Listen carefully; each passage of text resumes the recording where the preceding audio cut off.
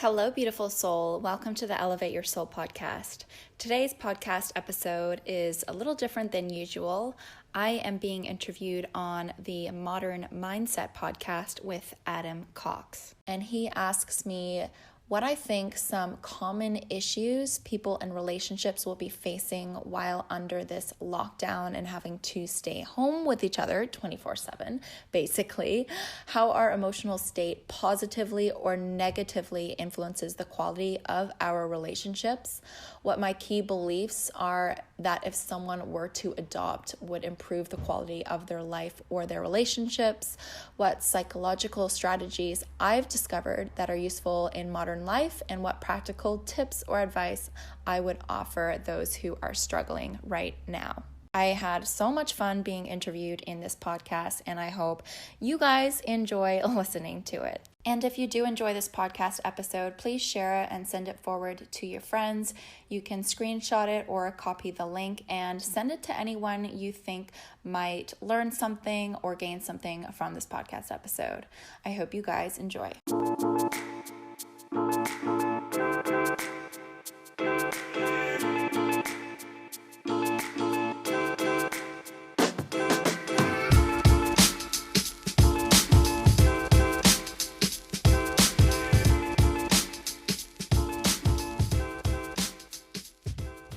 This is Modern Mindset, the show where we pick the brains of the world's leading minds to help you unlock yours.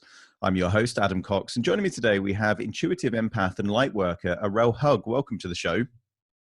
Hi, thank you so much for having me. So you're in Auckland, right on the other side of the world. Yeah. So thanks for connecting. Late for you, early for me. Yeah, Bit of totally. intro to who you are and why you do what you do. Yeah, so my name is Arelle Hug, and yes, that is my real last name. And I host a podcast myself called Elevate Your Soul. And I do this because it is my purpose. It is my dharma to quite literally elevate people's souls. And my passion is to help inspire people, help educate people, help bring more self-awareness in their lives to create healthier relationships with themselves and other people and the entire planet. And I think that's a really noble purpose and mission in a way. And right now, on a global scale, there is more, I would say, unsettled people that are having to spend more time with themselves than they normally would, devoid of the usual distractions. Do you think that, with such chaos happening in the world, that what you do in terms of getting people to connect with themselves and really elevate their own vibration, their own feeling about themselves, do you think it's a good time for you, or actually it's quite a stressful time for you because you feel like this as an empath, all the kind of weight on your shoulders that you have to make a difference? Exactly. So it's a little bit of both, and it's obviously my choice. So I can choose to feel either way about it. I can feel very overwhelmed, and I can feel the emotions of everyone else who is anxious outside right now. Or I can also realize that and say, those aren't my feelings. Those are someone else's feelings. And I can appreciate and allow that person to feel that way. But I know that's not my own truth. So I need to hone in on my own truth. And what do I feel? And I feel that I will be okay. And I know everything will be okay in the long run. So there's no need to stress. There's never any need to worry, because worrying doesn't change the outcome of life ever. So I'm not someone to worry either. And I think, did I finish answering your question there? No, it's great. I mean, I think I'd agree with you. I think right now there is more unsettled people than, Yeah. probably, Yeah. So I on a feel that global scale. I feel that I can do a lot more right now and help a lot more people right now. That was, your question. Mm. Yes, for sure. So it's a time. I don't want to put pressure on myself though as well, because I am human. So I don't want this kind of mindset of, oh, now it's time for me to raise up and save everyone else, because at the end of the day, I'm not responsible for anyone else other than myself, and I have to take care of myself. So if I'm feeling like during this month I'm not very productive and I just kind of want to lay back and rest and do my own thing, that is okay. And learning to allow myself to do that without feeling guilty.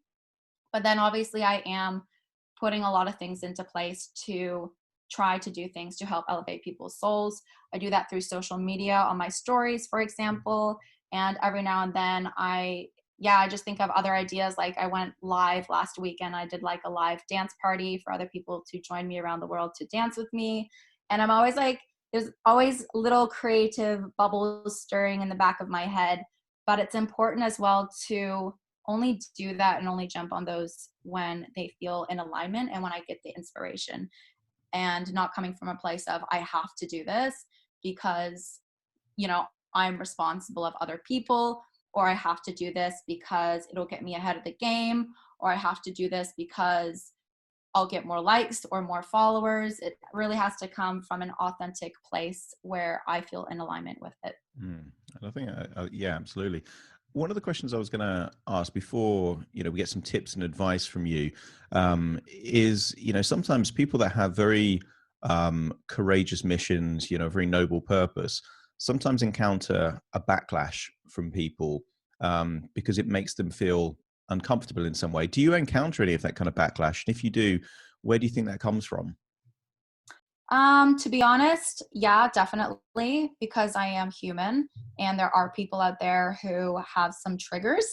But I don't spend much time or energy on that. So if I do receive a negative comment back out of, the 100 positive things, I'll get one person say something really rude or negative. I honestly just block that person out of my life and I don't think about that and I don't ponder on it.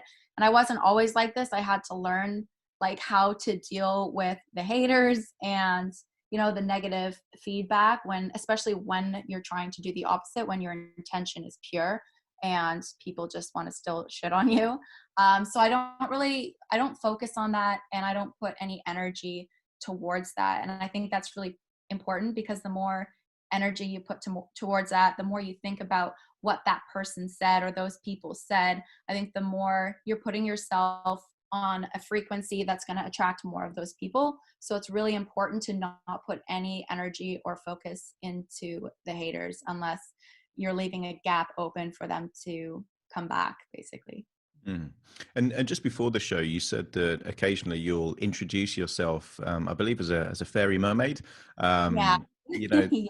That must be one of the most interesting job titles I've ever heard. What does a fairy mermaid do, and how do you become one? Yeah, so you're born as a fairy mermaid. It's your soul imprint, and it means that when I'm on land, I have wings and I fly around the world, and I'm really drawn to colorful things, flowers. I love colorful food. I don't really like eating death, aka animals. I'm explorative, adventurous. I'm very sensitive at the same time. I love traveling around the world. And when I go in the water, I grow a mermaid fin and I swim with dolphins and fish and whales and sharks. And it's amazing. Absolutely. Fantastic. One of the questions I was going to ask you is, we are in a unique time. There is, this kind of strange kind of place where we are globally, where there is a combination of this threat. There is, equally the other side of that, this huge amount of kind of support and connectivity for each other. Totally. What do you think are some of the relationship issues, either that people have with other people or themselves, during this kind of period of kind of self-isolation and lockdown? Yeah, very interesting. So I would take away the word issues and replace it with awareness, because we're labeling something as an issue means it's wrong already and you're judging that. Whereas I think the awareness that couples are having, or that someone who's not in a relationship is having right now, on themselves, their emotional state, their life, the decisions they've made to get them here, is such a beautiful thing. And that's a really positive thing because it's putting them in a place where they can really reflect and make a plan and decide what they really want to get out of life and how they're going to get there. And this is the perfect time to spend time with yourself and on your own and move towards that. You know, make a project for yourself and move towards what you're wanting to get out of life. And for people who are in a relationship, it is very interesting because so many people are stressed out right now, whether that's being stressed out about their own health or their family's health or the world in general or the economy or losing their job or not having enough money. It's really interesting to see how your partner shows up in times when they're very, very stressed, because that doesn't always happen, especially for people who haven't been in a relationship for a long time. You see other sides of your partner that you haven't seen before, and quite possibly other sides of yourself that you've never seen before either. So it's bringing in so much awareness and so much insight, and it's really, really, really important that we learn to do something about the awareness that we're gathering right now. And do you think for those people that are in a strange place, you know, either psychologically or emotionally, that can or will impact the relationship and the way they communicate with, you know, their relationships? Right. And what do you mean by a strange place? Well, a strange place could be emotions that they're not used to feeling. So if someone's normally quite calm, but now they're feeling quite anxious, that would be a strange place for them. If Right. someone bizarrely is excited by what's happening because there's new things to kind of do, maybe that would be a strange place for them if they're not used to that. So, you know, just let's say, you know, unusual emotions for that individual. Right. Right. And what was the question then? If people are feeling that? Yeah. Do you think that would influence the quality or dynamic within the relationships that they have? Right. Right. So I guess you're meaning their emotional state. Yeah, their emotional state and how that impacts, you know, their friendships, their relationships. Yeah, for sure. That impacts everything, really. It impacts their own mental health. It impacts their physical health. It impacts everyone who they have an interaction with and connect with in their life. And more so their partner, if they have a partner and they're living with them, they're the person who's going to be most affected by this person's energy, like what they're holding right now, where their emotional state is right now, and then how they're dealing with that. And I feel like a lot of people in relationships don't take enough responsibility of how they feel. And to start with that, they need awareness. They need self-awareness of, what am I feeling right now? Why am I feeling this way? Do I enjoy how I'm feeling? Like, can I move through this emotion, and can I let it go, and can I bring myself back to a state that I enjoy being in? And that's just one person's responsibility. It is no one else's responsibility to say, oh, this person's feeling really nervous right now, or this person's feeling very excited right now, or whatever. It's not someone else's responsibility to walk into their life or their brain or whatever and change things around so they'll feel differently so that the other person feels better. It's about this one person. Do they want to feel stuck in sadness? And some people do. Some people want to use this time right now to cry every single day. I have a friend right now who's doing like an emotional cleanse, and she says she's crying for half an hour every day. And that is her choice, and that's her reality. Whereas for me, I'm someone who I'm like someone who I love heightened emotions. I love being in happiness and joy, and I love feeling energized. And if I do seldomly dip into something like anxiety or sadness or anger, I let it out full force. Like I let it out like crazy, and it takes a lot to tip me over to that point though, but then I express it and I let it all out to the point that there's nothing left. And then from there I get like this natural high that just like brings me right back up to where I was before, and then I just stay on that frequency, that higher frequency. But yeah, it's really important for each person, whether you're in a relationship or not, to realize that you are responsible for your own emotions, and to not always blame it on what's going on in the world or what your partner is doing to you or the relationship you have with your family or how ugly you think your body is. It's about what's going on internally, and you have the power to change that. You know, it's about getting out of this victim mode. And that actually gives you so much more power and confidence when you can truly subconsciously realize that, because it gives you so much power when you know you are the creator of your own life.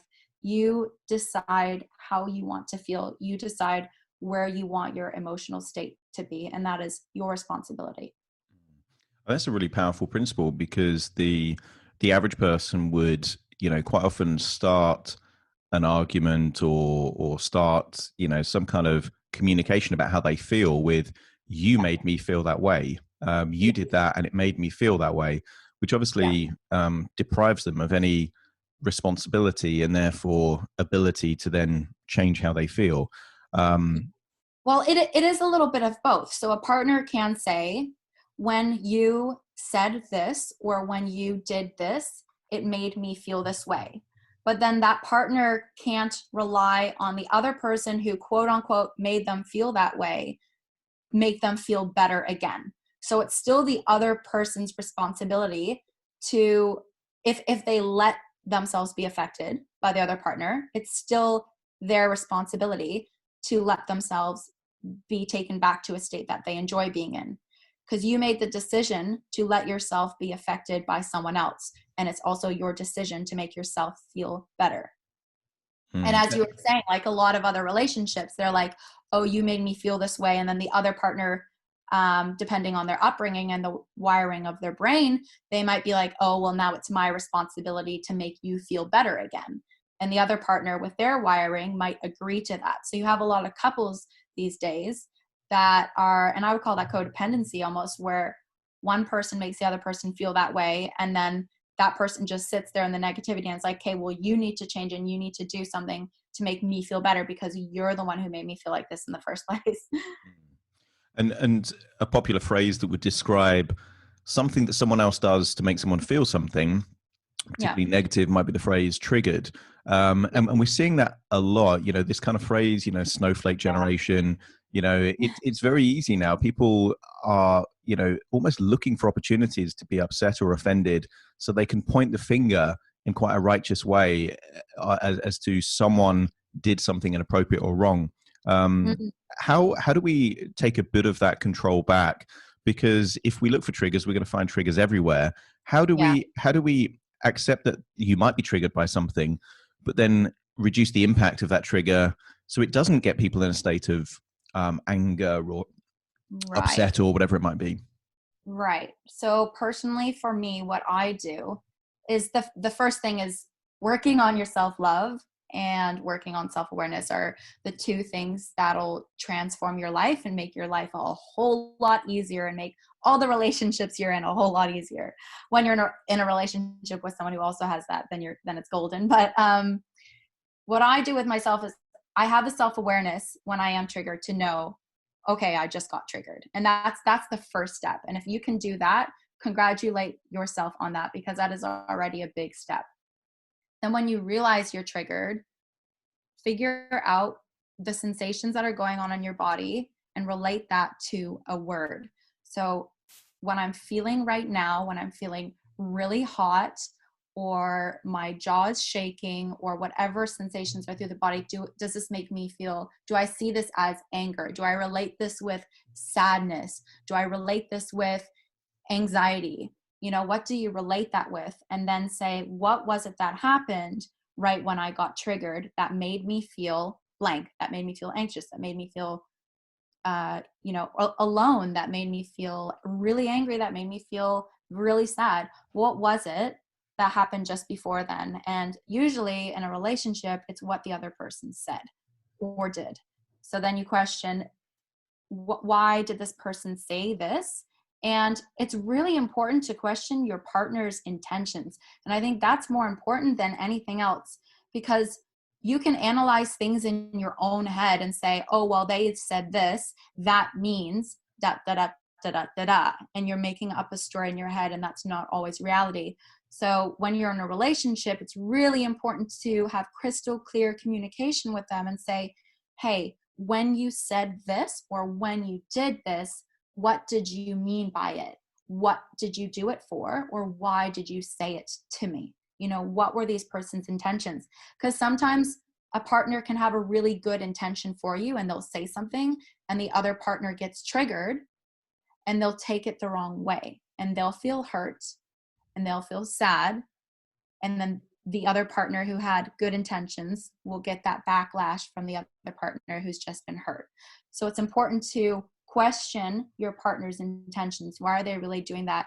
And you can do that if you're an empath and you know that you're a really, really sensitive person, you have some, you know, psychic abilities or open third eyes, open chakras, all this stuff, you might be able to sense what their intention is without asking them. But I do encourage people to ask their partner what their intention is with whatever they did or said to trigger you. And if their intentions are pure and they didn't mean to trigger you and they didn't mean to hurt you, then you go from there. Whereas sometimes you are in a relationship where you trigger your partner and their automatic response is to hurt you back, and they have an intention to hurt you back because they have just been triggered and they didn't stop themselves and say, okay, wow, I've just been triggered. I'm going to press pause and go inwards and reflect on what's going on inside me right now. They'll just react back right away and then hurt the other person. So it's so important to have this self-awareness. Why am I feeling this way? What was it that made me triggered? And is it something that is it something that really makes me sad? Or is it something I just completely misinterpreted, right? Is it something that I need to talk to my partner about? Is it something that I need to think about? Maybe it's related to my past. Maybe I need to think about that time where mom said this to me in school, or, you know, something in school happened or something with my friends happened. Is it related to that? And am I still scarred from that? And is that why I'm making this little, this little comment that someone said, I'm making it so much bigger in my head to the point where I'm feeling all of these gross, disgusting feelings in my body that I don't want. How do I get rid of that? So self-awareness, 100%. Yeah, self-awareness, reflection, and refinement as well, kind of updating that kind of inner software. Obviously, you've got a very unique perspective on the world. What do you believe that if someone else believed what you believed would improve the quality of their life, do you think?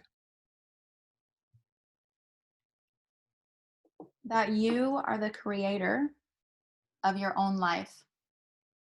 So every single thing in your life, about your life, every belief you have, every choice you make, where you live, what you do with your time, it is all your decision. You are the creator of your own life. And with that, you also have the power and the responsibility to decide how you want to feel. Do you want to feel good or do you want to feel bad? Do you hold a belief that in order to feel good and to feel these amazing feelings that you also need to have the contrast of feeling really bad? Because if you hold such a strong core belief like that, that's going to be your reality. And you're going to end up feeling a lot of negative emotions as well. You're going to cry a lot more as well because you have so many times where you're really happy and you're laughing. Or do you believe that you can learn and live life through mostly only experiencing joy? You know, do you believe that when you feel good and you stay on that good high frequency and you stay grateful for everything that you have in your life, not dependent on, you know, if you've achieved your goals or not, just always consistently being grateful and always being happy and always smiling and helping other people be happy? Do you believe that you can stay in that frequency and heighten that frequency even more by just staying in that frequency, that you can manifest more of that? Because that person's going to have a completely different life than someone who has a belief that, oh, you can only have the good with the bad. Mm. So yeah, the belief that you're the creator of your own life and you choose what you want to do with it and you choose how you want to feel and you choose the type of relationship you want to be in. Do you want to be in a relationship where your partner will have a slip up and have an intention to hurt you because they're feeling triggered and they haven't dealt with their history and their bullshit? Or do you want a relationship where where your partner's intentions are always 100% pure, where they're always wanting to help you. And sometimes it may seem like they're not, but they are. They're always there for you. That is your decision, what type of relationship you want to be in. And I guess the opposite belief of believing that you are the creator of your own life is that effectively you're a character in someone else's story, and therefore you don't get to decide what kind of story you in, you know, or how the ending is, or what the highlights are. So it's, I guess, very disempowering if you don't believe that you're the creator of your own life, but yet lots of people don't believe that. Because Earlier, it's scary as well, because it comes with a lot of responsibility, and that's the part that people don't want to have. Because if you're like, oh no, I'm not the creator of my own life, like I can't make all the decisions, then at least when shit hits the fan, you're like, well, it wasn't me. Like, right? You can't blame me because I'm not the creator of my own life. I don't make all the decisions in my own life. So it's so much easier to point the finger at someone else. Right? Absolutely. Right at the beginning of the interview, you talked about that you don't worry too much, and I'm also like that. You know, I don't find it a particularly useful, you know, way of thinking. The thing that comes across more than anything else in this particular interview is you talk a lot about the frequency, the kind of the emotional kind of vibration that you're on. Most people, I don't think, know how to access kind of like these frequencies or kind of emotional states that would give them joy, would give them that kind of feeling of excitement, adventure, and opportunity. What tips would you give someone to find a really positive frequency? How do you know, if they're just bored or kind of anxious or whatever they might be, how do they go from that place, or even triggered, to this kind of better, more useful frequency, or more states of joy? Right. So I just want to say that I wasn't born like this. My parents and my family isn't like the way I am now. And I wasn't like I am now all the time. Like when I was younger, I had severe anxiety. I had severe social anxiety. I didn't want anyone knowing my name. People would come up to me and be like, oh, hi, like, what's your name? And I would like be like, oh, Sarah. Like I would just freak out. Like I had so much fear built in me, and I had so much depression and insomnia, and I avoided people. Like I didn't like humanity. I didn't like people. And now I like love people, and I love humanity. And I just like, I see so much beauty in every single person. So that's completely changed for me. And to get that frequency, I feel like everyone has like a baseline, and I use these terms frequency. I'm a very visual person. So that's just how I speak. It makes sense to me. And I feel like everyone has a baseline of where they're at, and everyone's vibrating at a different frequency, and that changes in their own life throughout the day, every minute of the day, every hour of the day. That person's frequency will go up and down, up and down, up and down. But there's like a core baseline where someone is running at. That can change throughout someone's life. We can make a conscious decision to change that baseline frequency. My baseline frequency is gone up, and by a higher frequency, I mean happier, more expansive feeling, like just happier emotions, less darkness, less stress, less insomnia, less depression, less of all those things. And it's gotten there from continuously having the self-awareness that of where my state is in that moment. You know, if I'm not feeling good, I'm like, I want to get out of this as fast as I can. Like my ex-boyfriend, who I was in a relationship with for 5 years, that really shone light on how different we were. Like when something happened to him that made him upset or sad, he would consciously say like, okay, this is a really good reason for me to just have a lot of self-pity and feel really down for a few days, and like eat lots of junk food and just watch lots of TV and be really lazy and basically just swim in my own shit. And that's when I was like, okay, this is not me. This is And it was great. That was a great relationship. It made me realize that this is other people's realities, but it is not mine. And I didn't want that to become my reality. So I realized really quickly that I had aspects of that in myself. So when I was feeling really mad or really sad, and it was a reason that I thought was big enough to allow me to feel really shitty for a long period of time, I would do that.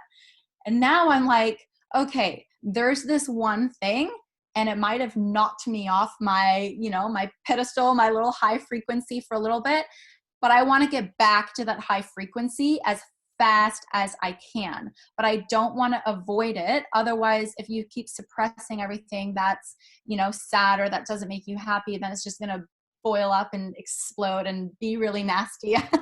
So you want to express that. You want to realize it. And you want to realize, like, okay, am I just triggered right now? Like, do I really need to let go of something? Do I really have to cry for half an hour for me to feel better again? Or is it just a misunderstanding? How can I perceive this situation differently so that I don't feel like shit anymore? And if I can't perceive it differently, I will express, I will feel those negative emotions, and then I will pick myself back up. And the hardest part is when you say, okay, I need to feel this. I need to feel this sadness. I need to feel this anger right now. And then going from there and picking yourself back up. And the more you do this, the easier it is. And it kind of becomes a habit. And then you become one of those annoying people in people's lives who they're like, how are you? And you're like, fuck, I'm always amazing. Like, I'm always happy. Because you really annoy people like that. And then you end up becoming one of those people, though, because it becomes such a habit and such like an unconscious thing to do. Like, you do it without even really realizing you picking yourself back up. My best ways to pick myself back up is by dancing.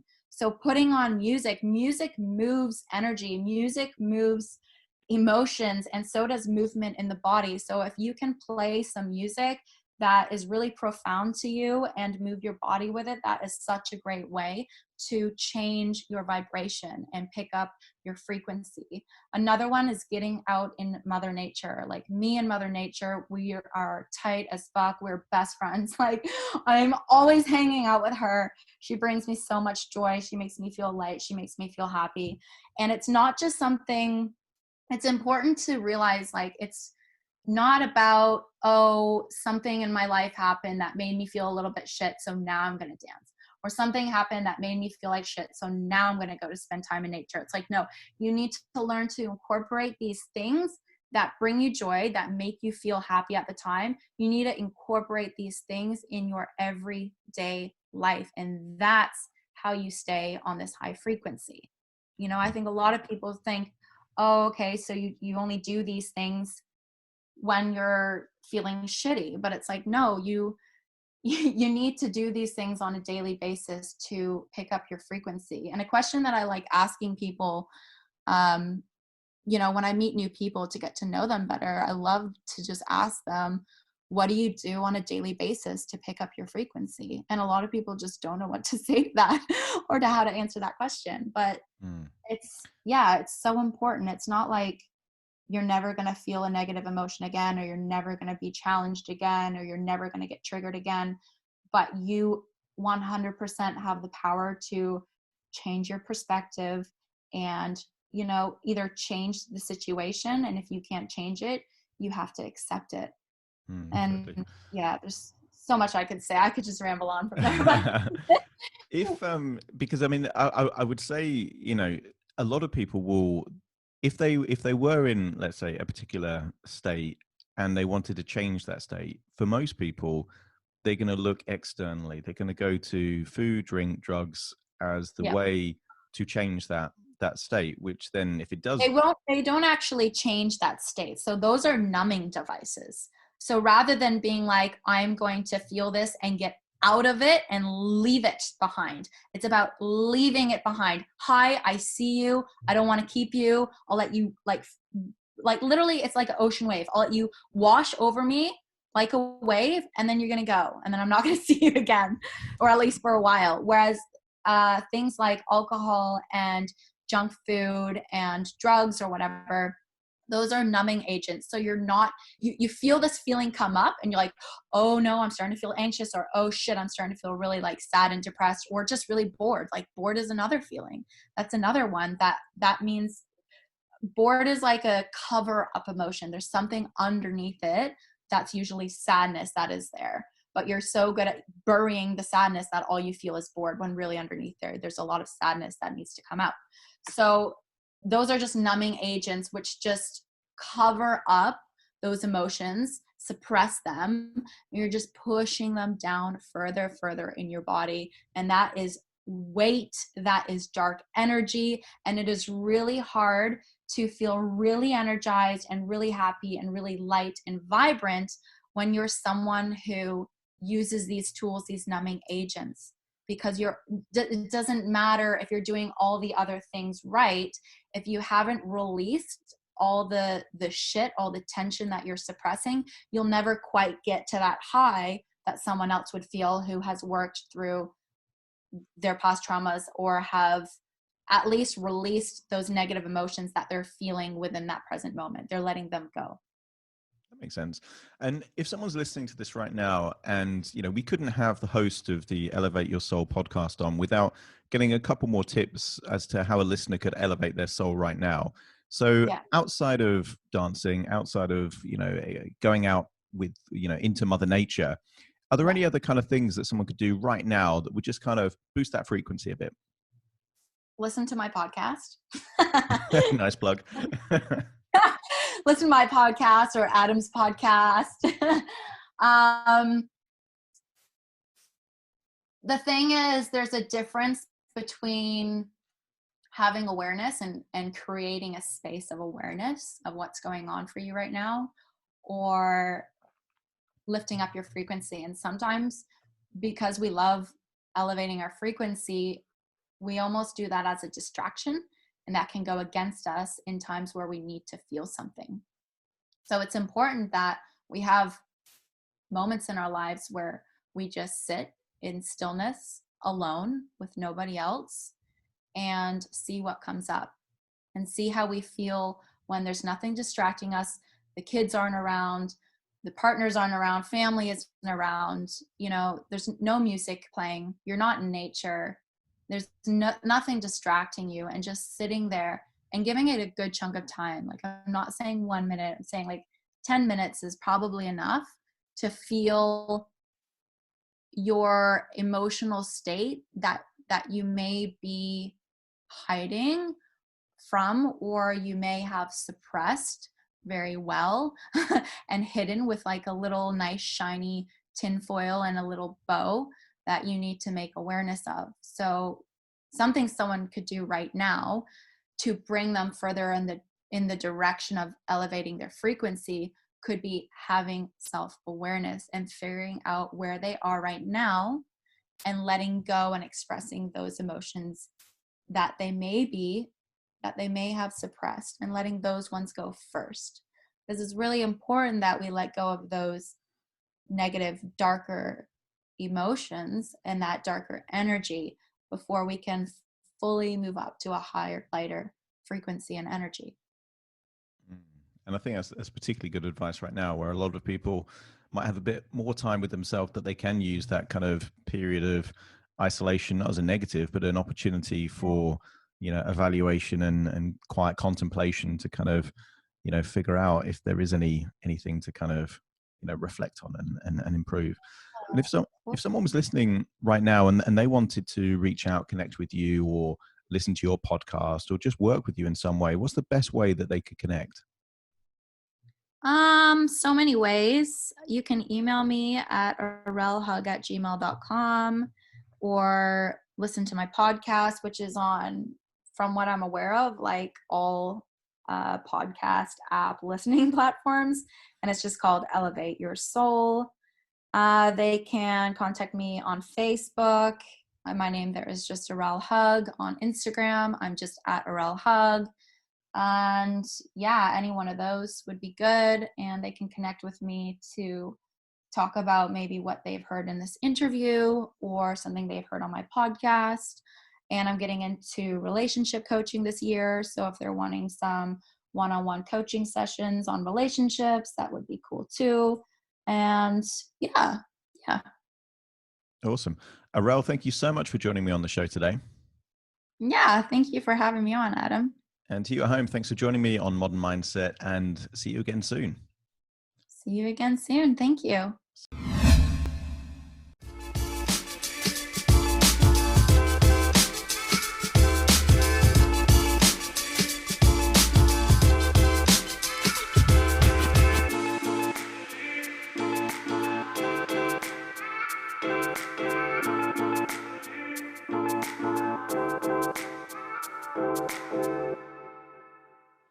Hey YouTube fam, if you like this video, make sure to hit the like button below. And if you think a friend, a family member, or just someone you know who could benefit from this podcast episode, please share this video with them. And if you've been enjoying the Elevate Your Soul podcast, make sure to subscribe to my YouTube channel for new episodes weekly. Thank you.